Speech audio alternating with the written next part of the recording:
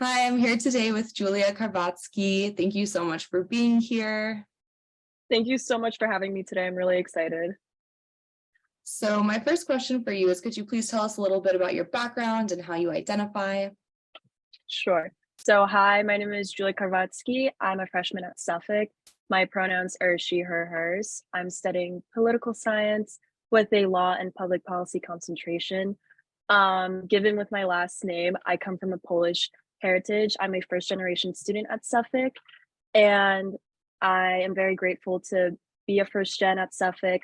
I know that Suffolk is very motivated to have more first gen present on campus, so I'm very happy to continue my higher education here. Some things I'm involved in on campus are student government. I'm a senator, class of 2026. I'm also president of Miller Hall Council and active member for PPGA, Suffolk Journal contributor, and also treasurer of Hot Girl Walking Club. And this year, I was nominated the title of Miss Polish America. Congratulations on that Thank you. nomination, and you're so active. That's really great. So as you just said, you hold a lot of leadership positions on campus, and one of those is being the treasurer of Hot Girl Walking Club. So could you tell us a little bit about this club and why it's so important to you?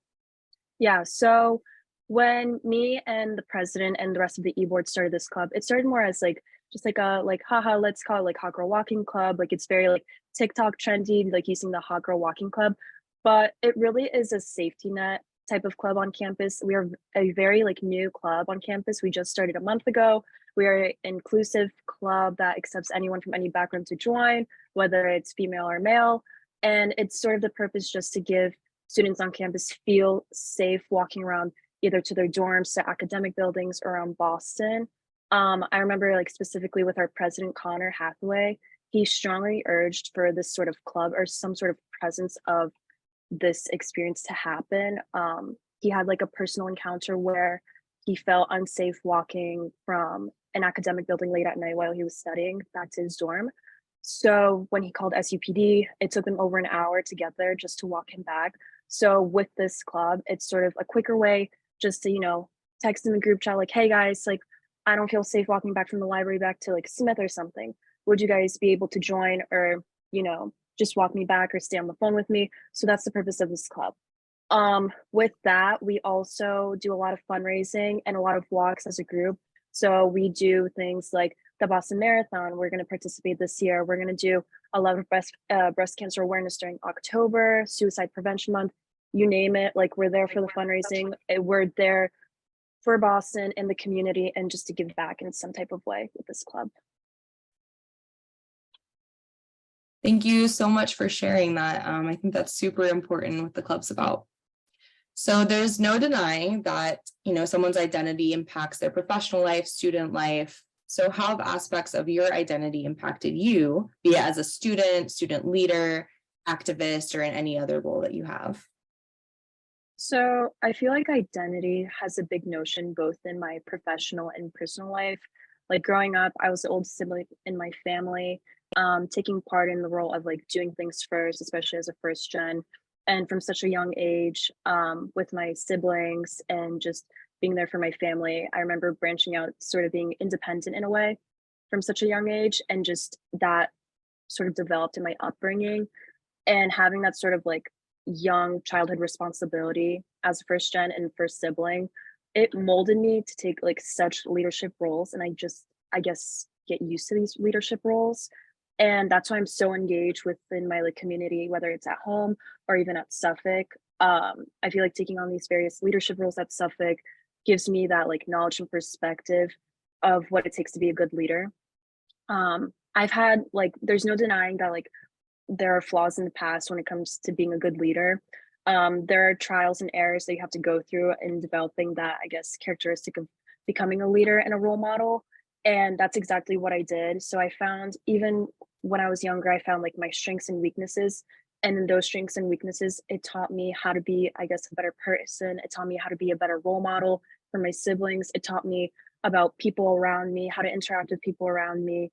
And just finding a way to communicate and showing that empathy for others, um, to be that like leader that I aspire to be. Um, I feel like it's also truly like to be a leader, you have to take these qualities and possess this sort of self-awareness um, in order to mold that sort of what people look for when it comes to branching out with like your identity and having that strong influence of like my background growing up really like impacts that soul aspect of what roles I take on. Yeah, that definitely makes sense. Thanks for sharing. So what does Women's History Month mean to you? So Women's History Month has to be my favorite month of the year. I feel like this month means empowerment.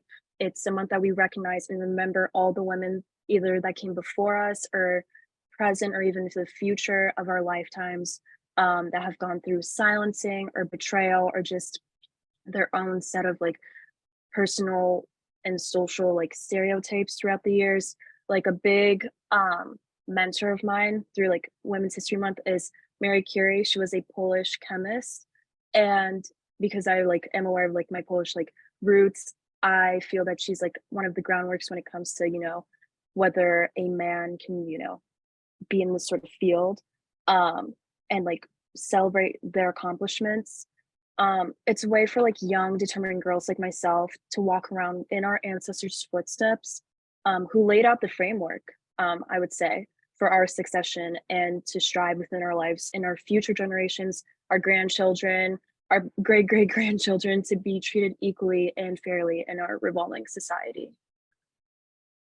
That's great. Thanks for sharing that Yeah. too. So if you could give other students a piece of advice, what would it be? Something that I would give students, don't give up. I know it's easier said than done, but in my own words, like on my phone, on my lock screen, I have a quote that says, "Don't be a doormat."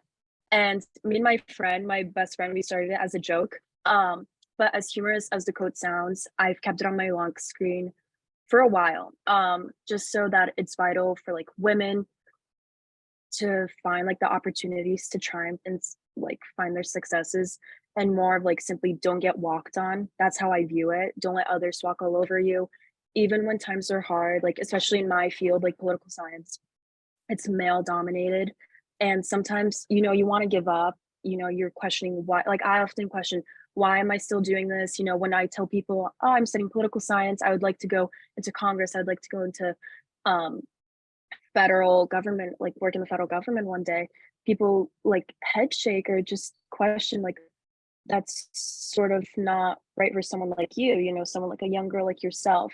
And often you feel discouraged for these types of reactions. But I always tell myself that you just don't want to like look at the like others around you, what they're saying. You want to look at yourself and you always just want to believe in yourself with what you aspire. Because if your head is in it, if you truly aspire to do something that you're like is your calling and just something that you want to do and success in one day, go for it.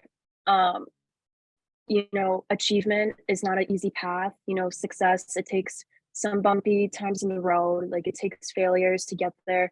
But once you overcome those failures and you start to see just the little like puzzle pieces coming together, it really works out in the end. So like myself, don't be a doormat, like I say.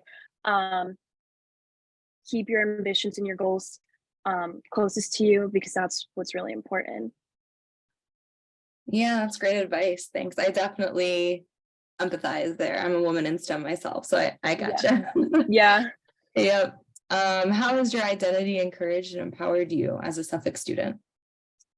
Would be that Suffolk as a whole, just meeting women in my career and just aspiring to the futures that we would like to have in the future with our careers has definitely empowered me to, speak up on this type of matter. Like I said, male dominance in political science is a given. So sometimes I wondered why that sort of like stereotype is.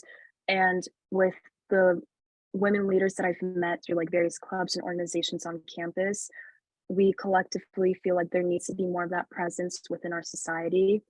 I would say that I'm very ambitious, like individual when it comes to these types of things, and I never give no for an answer. That's just sort of my identity. And going to Suffolk and further like meeting these women, these people in my like community, people in Boston, working together with our aspiring careers and just professions is not taken lightly. And it's necessary for the future of young women and the progressiveness of our country and even globally, and just something that I hope would change, and women in politics or STEM or in the medical field, as like other stereotypes for like a man's job, and just diversifying that sort of outlook. Yeah, definitely. Thank you for that. Mhm. Is there anything else that you'd like to share with Suffolk students or faculty or anyone who might be watching? I would like to say thank you to being a part of this interview today. I'm very glad that I could speak up as a freshman woman, like in the Suffolk sphere, sort of say. Yeah, and I would just tell young women that if you have a passion, if you have a goal, go for it. The world is endless, time is endless. Like, just go for what you aspire to do, what you aspire to be, because ultimately you're giving back to yourself and it's something that you want to do for the rest of your life. So I would just say go for it. Thank you so much. And we're really happy to have you. So thanks for coming and sharing all this with us. Thank you so much. Yeah.